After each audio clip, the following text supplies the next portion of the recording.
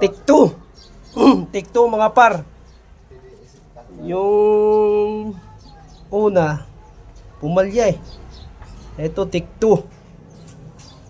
Bunot ngipin mga par, umuuga. Kasi pagka hindi mo binunot, baka magkasungki mga par. So ito yung pamamaraan na dati nararanasan ko nung bata pa at maliit pa lang ako. Pagka umuuga yung ngipin namin, yung mga magulang namin like si Airpot, ito yung mga way na pamamaraan para mabunot yung umuugang ngipin.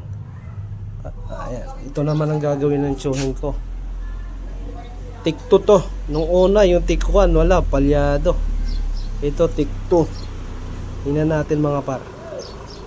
Kung obra ba yung gagawin ng tiyuhin ko. Ha? Ayan na.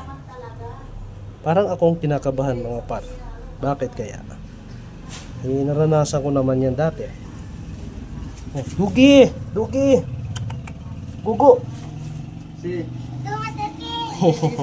I love you, Dugi. Sige lang, sige lang. Oh. Tawag yan. Hindi ka dala, naputol. Wala. Take 2. Palyado pa rin mga par. Yun na. Putol, bulok yung ano, sinulid.